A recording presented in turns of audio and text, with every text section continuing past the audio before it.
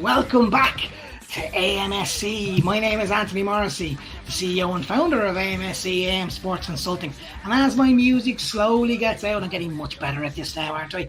I've got a fantastic guest for you today. I really do. Someone that is going to be engaging as a conversation, but something that I'm really interested in is based out of Europe. Most people that are on this that listen to it, we kind of have an idea of what sports marketing is and an idea what the future of sports marketing is.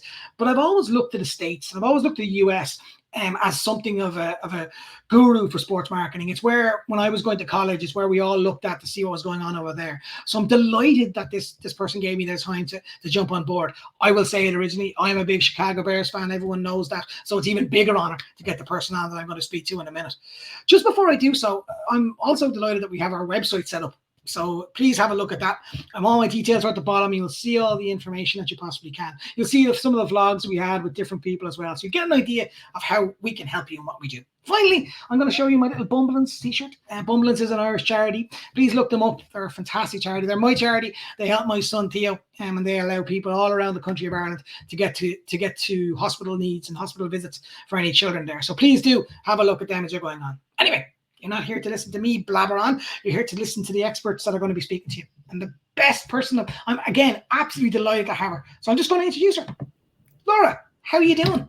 I'm doing well, thank you. How are you? Good. I'm good. As I said, I've had a busy day, which is good for me. The more busy days you possibly can have, the better. Right. I'm going to start straight up with you and sport and the connection and passion that sport brings, because for everybody that I've spoken to so far on this series, they've all spoken about their own passion of sport and where it's come from, and it's very unique to them. So I'm going to basically ask you the same question. Where's your passion of sport come from? Yeah, I mean, it's a great question. And I think, you just mentioned that like everybody's story is different. And that's one of the things that I love the most about working in the industry is everyone's path into not only working here, but being a fan is a little bit different. So I love digging into that with people too. But for me, I mean, I have just always been a fan, like my entire life. Sports was a really central piece to my family and to just kind of how we operated. And, being fans of our hometown teams was always just a regular part of kind of life for us. So, I grew up in the Chicago suburbs here in the area. We grew up really big Bears fans. We grew up really big Cubs fans. The Blackhawks weren't really on TV at the time, so it was a little bit harder to kind of pay attention to hockey. Obviously, the Bulls were having this crazy renaissance in the 90s when I was a kid too. So, sports in Chicago, the city is just, it's such a huge piece of our culture. So it was kind of permeated everywhere, but it was definitely a big piece of my family too. So, one of my favorite memories with my dad on Sundays is I've got a younger sister too, and we would be watching, whatever Gilmore Girls or whatever TV shows we were watching on Sunday morning. And it's like 11:59 and my dad would come down the stairs and he would come into the living room and he would take the remote from us and he'd be like, it's time for football. And he would turn the Bears game on. And it didn't matter what we were doing, but whatever it was at noon, it was time for football on Saturdays. So it got flipped over to the Bears game or whatever kind of the early game was if we were like the 3:25 game or whatnot. So it's just kind of always been there for me. It's a big piece of how I relate to, my sister, my dad, my entire family. So I'm excited to, continue to have that be a big piece of my life. Yeah, I think it's fascinating. Whenever I hear people talk about their own unique stories, it always brings me back to my own. And I've mentioned this a few times in my vlogs, where my father, when there was a big rugby game on, the TV was set in a certain spot that he could see it perfectly, but he would then close all the blinds, so it would become almost like a cinema. And he'd have his little poof, we called him, little kind of like a beanbag, and he would just punch that or kick that or throw that, or that was his little thing. And I remember as a kid, I was as much fascinated watching him as I was watching the game. It was almost that kind of, and I'm 5'6". I vividly remember being 5, watching my dad jumping up and down because of a try scored. But I have no recollection of who scored, who we played against. I have no recollection. I just remember him because that was so unlike him and so unlike it. And I love the fact that when people talk about their passion for sport, they very rarely mention the sports game. Mm-hmm. They mentioned the people that they were around, the people that were connected. And from you also said about your father and your sister and your family unit. But it must have been special living in Chicago with the renaissance of the Bulls or renaissance of different teams.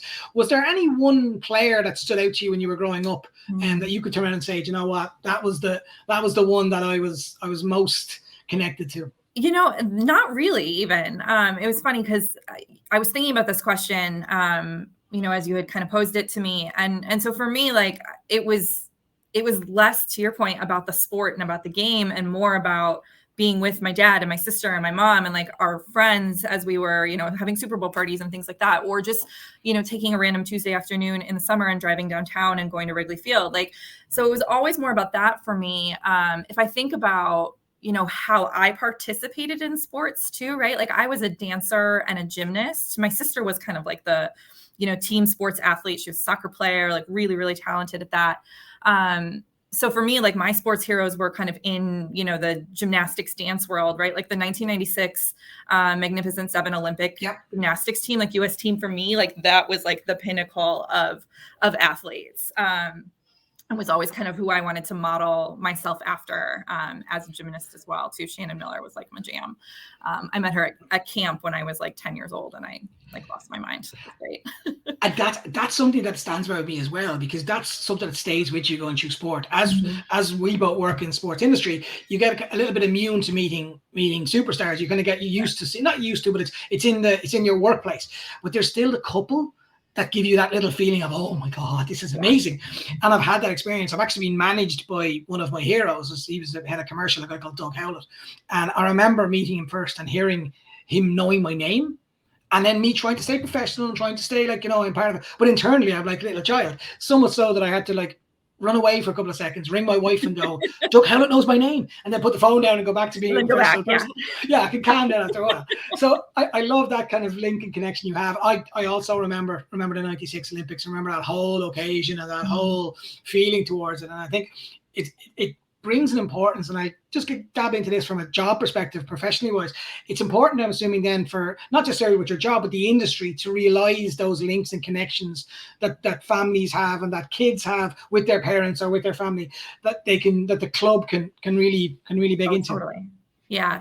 I mean, that is so much of what we do. I mean, I was just talking about this with my team this morning. Like, our core job is about connecting people not only kind of to us and our brand and our team, but to each other through their love of our brand. Like we talk about that all the time here at the Bears. Like we don't want to have this sort of like one-way relationship with our fans. We want it to be a multi-way kind of web of relationships, right? We talk about the Bears family, not necessarily the Bears fan base. Like everyone is part of the Bears family.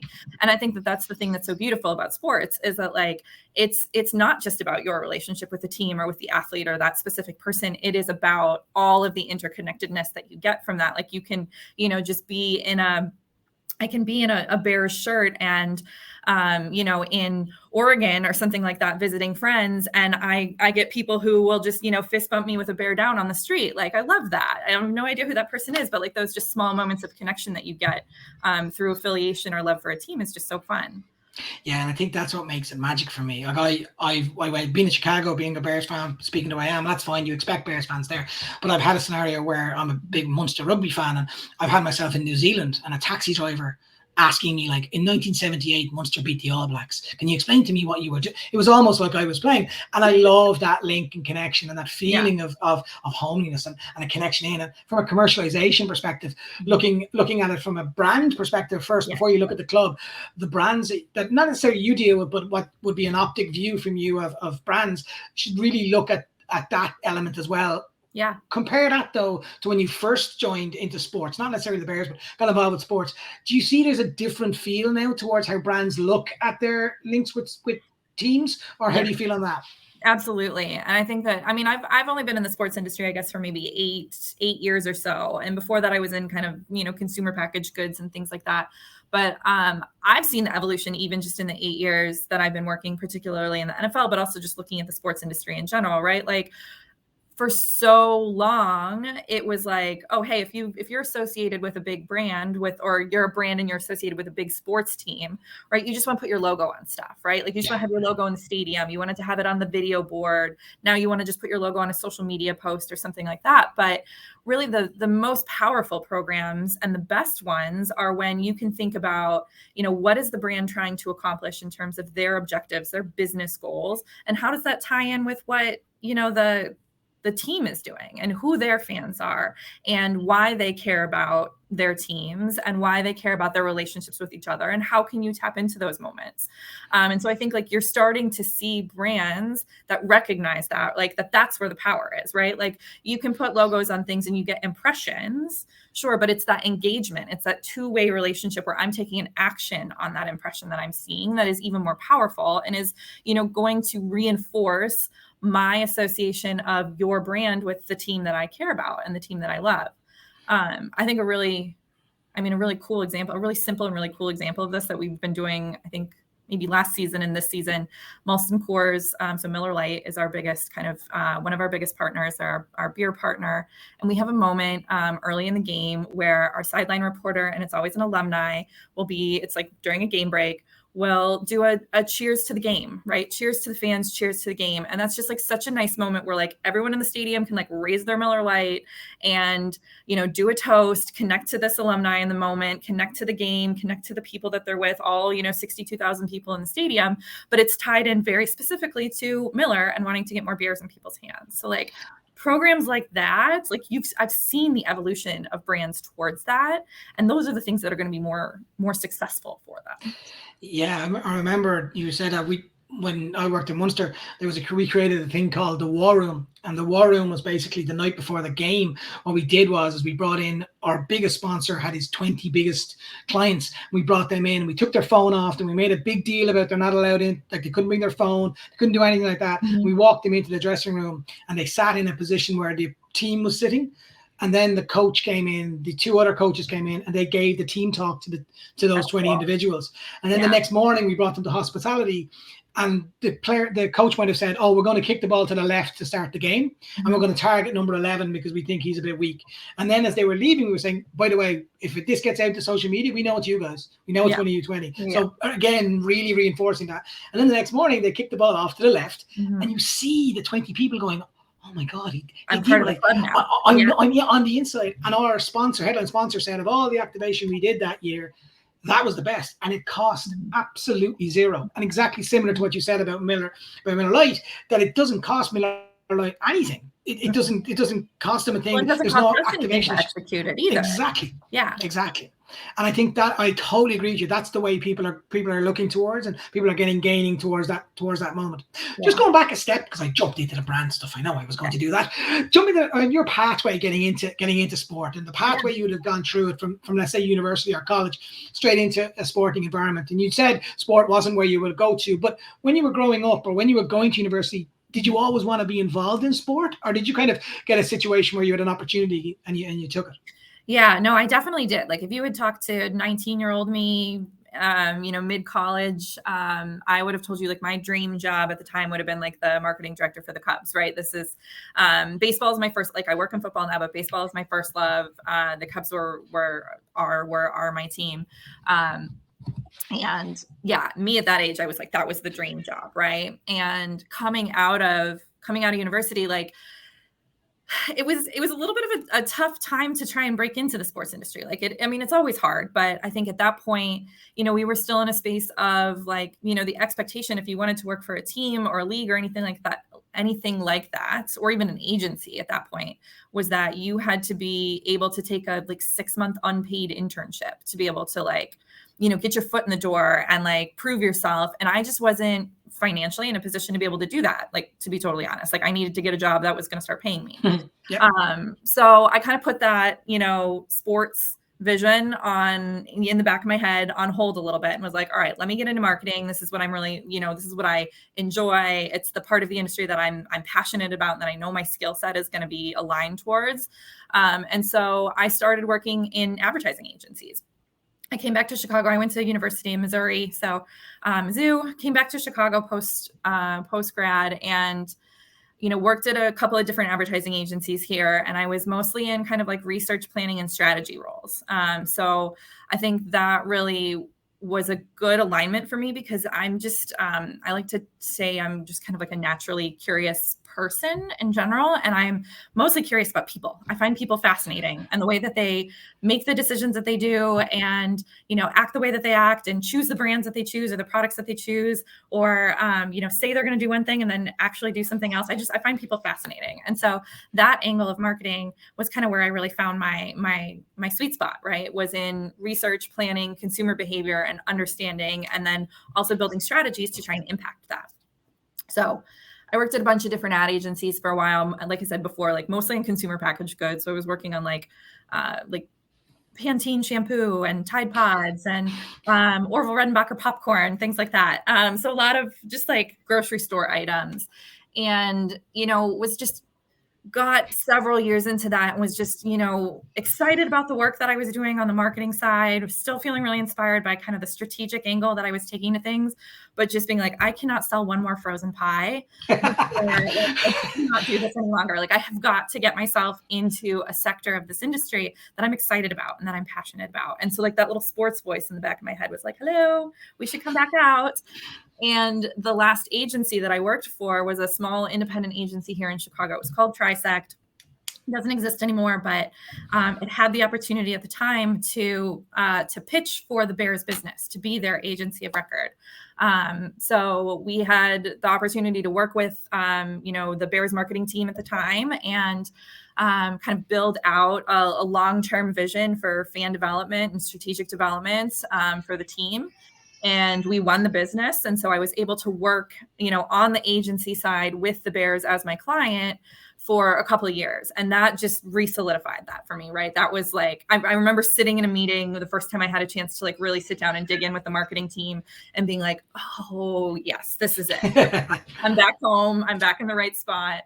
But then also looking at them and looking at kind of, the small piece of their business that we touched on the agency side and seeing everything else that they did and me being like, I want to be on that side. I would rather be in your chair. And so I left agencies. I decided to go to business school, just knowing that, I had a strategic communication background, but I didn't have any sort of finance or like accounting background. And I wanted to round that out a little bit more before I got fully into a brand side role. So I went to the University of Oregon, which was an incredible kind of 2-year experience that I did. I like quit my job and went full time into business school. But the program at the University of Oregon is the Warsaw Sports Business Program. Like, it's designed to train, like sports through the business lens, right? Like business through the sports lens.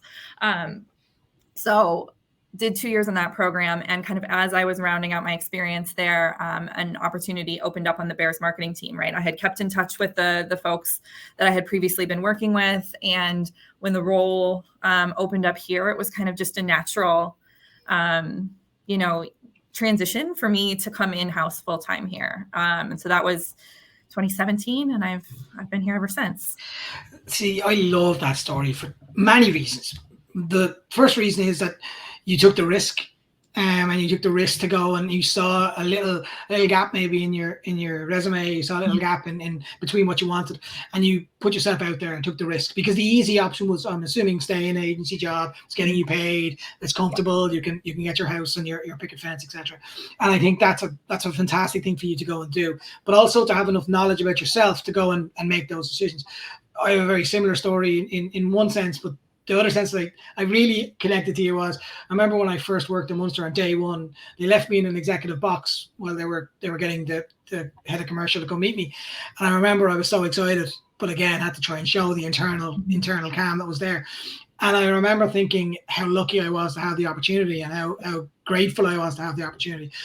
But also remembering that I'd never, ever do anything ever again that wasn't connected to the passion and love that I had. That, again, very similar to you, I was working in a hospital supplies department, and it was lovely. I was doing the bills, it was fine. I was selling stuff, it was great. I was learning so much. But when I got into sport, I realized that's the crux of where I wanted to get to, and the crux of where I wanted to go. And I'm assuming then from 2017, there was a challenge period in between with COVID, and I would have had the exact same scenario with Munster. There's a lot of different changes and challenges that have happened. But moving on then towards where you see the future of sport, and where you see the future of our industry, the sports industry, and the commercialization of it.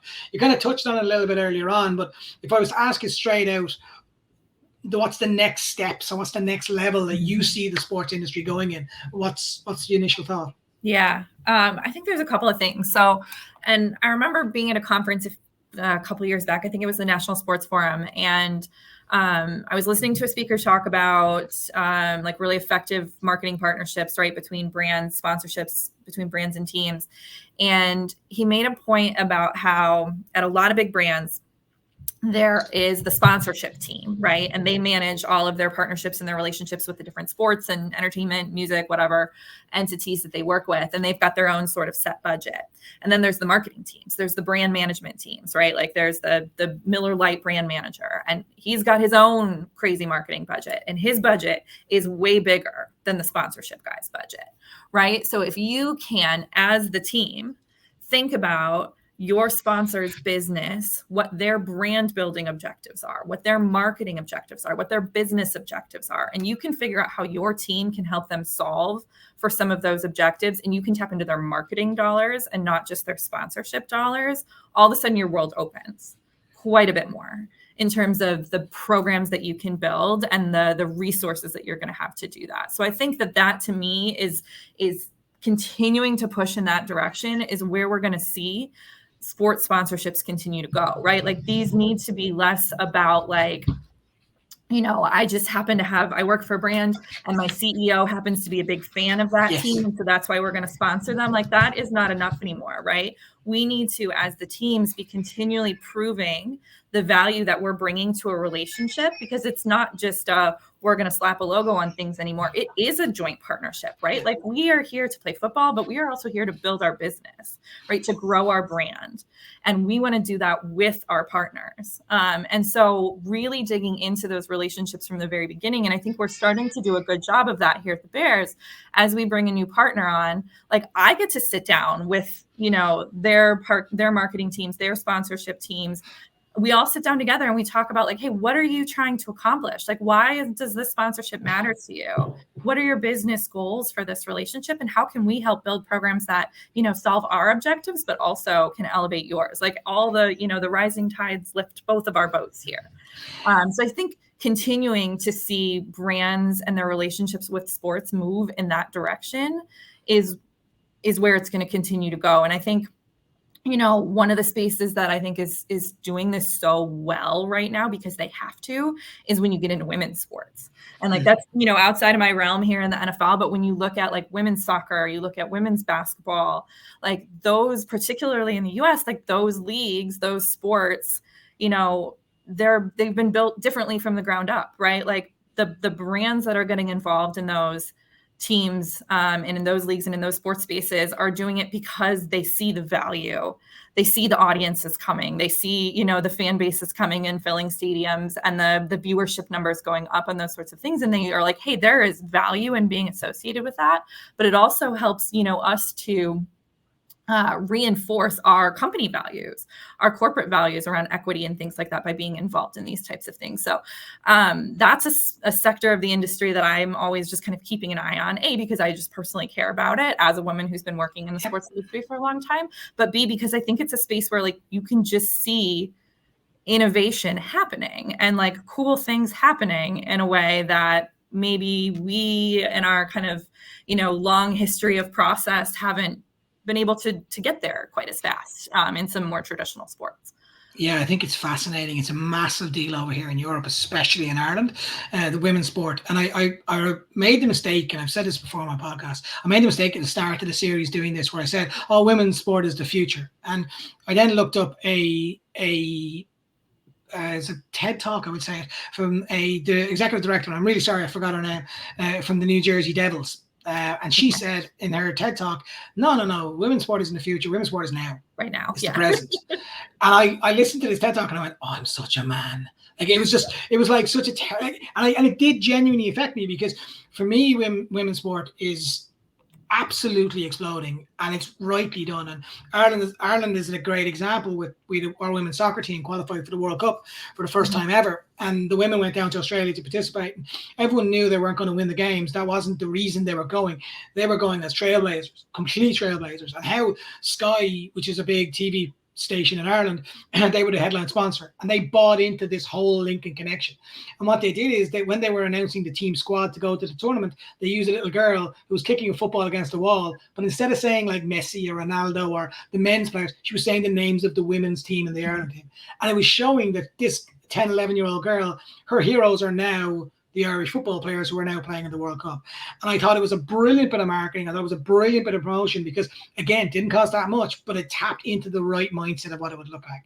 I live in Sweden, and Sweden has an unbelievably equality scenario when it comes to sport. And so much so that when I first came here, my father-in-law brought me to a soccer match. And he said, come on, we're going to go to watch a football match.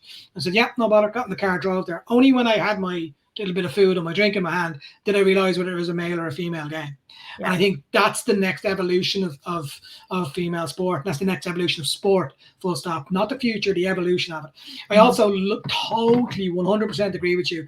Where I walked into sport 11 years ago, it was all about getting the most money in as quickly as you can from whatever sponsor you can find. And I don't really care what industry that sponsor is. To now where the clubs are looking, going, no, they've got to hit our values, they've got to hit our beliefs, and they've got to hit our agreements. And then the brand is coming to us going, well, where does that synergy work for both parties? And how can we do it not just to be big and brash and so who we are, but also to do those little things that make our staff even feel comfortable connected into the club. And it's a really fascinating part of where I feel marketing is going, and especially within sport. And I've always been fascinated by America and where America is going, because when I was a kid, I used to go to America to watch games over there. And I love not just the razzmatazz of it, but I love I'll say this, if anyone's ever going to a Chicago Bears game or any NFL game, tailgating is simply fantastic. I can only promote it so much. It's a fantastic experience to be part of. But the whole aura around a sports game in America and the feel of a sports team in the whole city, wherever that may be, and the link and connection. I'm assuming, and again, I'm not talking about the Bears specifically, but from the city of Chicago, sport is such an important part. And you said it earlier at the very start, almost in part of their DNA. Is that something that any sport, any kind of, whether it's a franchise or whether it's the brand, really needs to tap into the city that they're connected to, as well as the team they're connected to directly? Yeah, I think it helps. I mean, it's, as I think about, particularly in the US, the way traditional sports have evolved here, everything is so tied into your city, right? It's so tied into your home location. That's where teams kind of build their identities around. There are some new sports leagues in the States that are kind of bucking that trend, right? If you look at what Athletes Unlimited, I think is what it's called. Athletes Unlimited is doing kind of in the softball space. Like, that is a totally different model for like how you build teams and run tournaments and run seasons and compensate athletes and all that sort of stuff. So like, super cool, very different.